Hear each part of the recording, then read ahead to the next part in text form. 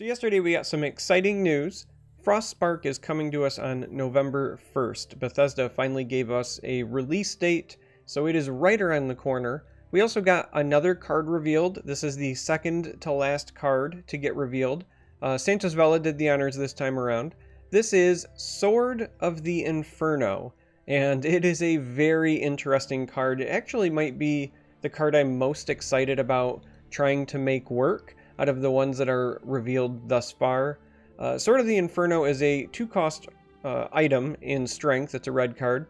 It gives +2/+0, and it has a summon effect of the wielder deals 2 damage to itself and another creature. So right out of the gate, there are some self-harm options in Warrior. It's kind of been a sub-theme for a bit. There's Raging Horker and Fearless Northlander and the 5/5 that pops out little creatures when it takes damage. And so this certainly supports that. But what I'm really excited about are 2 other facets of this card. Number 1, this thing will eat wards.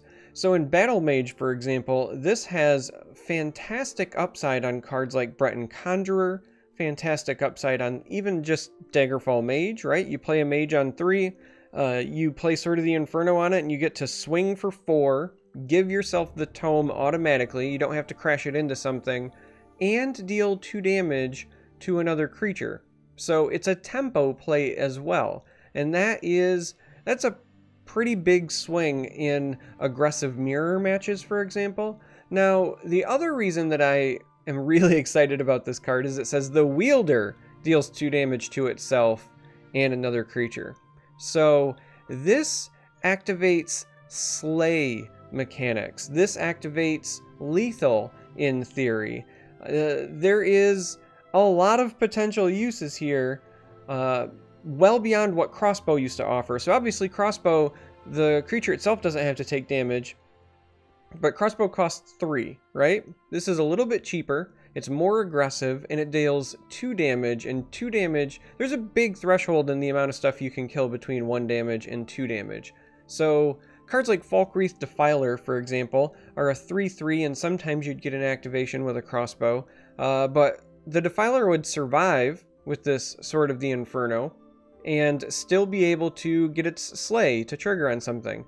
That is fantastic. I really, really, really look forward to all of the shenanigans that you can do with this. Again, ward creatures are going to love it. Like I said, Breton Conjurer, I think, is a big fan of this. Battle Mage decks might try working this in just because of the deal 2 damage to another creature, right? It's a source of more removal if necessary. Again, it's aggressive because of the +2/+0. I have a lot of ideas on how I want to use it. Like I said, this is the card I am most excited about trying to make work out of all of the ones that have been revealed thus far. Slay opportunities, ward opportunities, self-harm opportunities.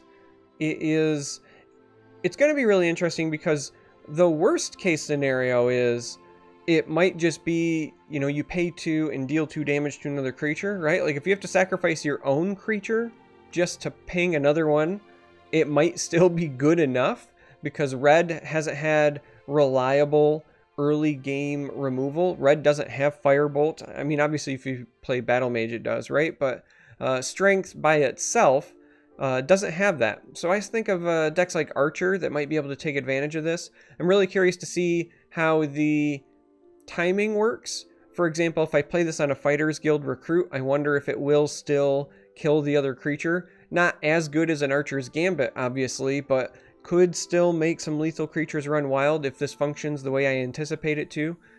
Because again, it says the wielder deals 2 damage to itself and another creature. So yeah, very, very interesting effect. I look forward to seeing the aggressive decks take advantage of this. I look forward to seeing some control archetypes take advantage of this. You could even theoretically use this to start triggering some last gasp abilities. Now, there's not a lot of those in red, obviously, but if you go to the Archer class, if you go to the Agility class, so if you're, for example, playing Daggeth, this might have a home in a last gasp oriented deck. And that is also kind of exciting. This is just, there are so many working pieces on this card that I am going to be testing this for sure. So yeah, Sword of the Inferno. I want to know how you plan to use it, because I have a lot of ideas, and I know if I have a lot of ideas, people watching are going to have ideas as well. So I want to know how you plan to use it. What are the kind of decks you want to try it in? Is there an archetype you think that this might enable? Let me know, because so far the set has had a lot of very specific cards targeting certain deck archetypes, but I think this one actually has the potential to fit in a lot of different archetypes, and that is exciting. So let me know what you're thinking. I always read the comments, even if I don't answer. I look forward to seeing them. As always, thanks for watching. Until next time, may you walk on warm sands.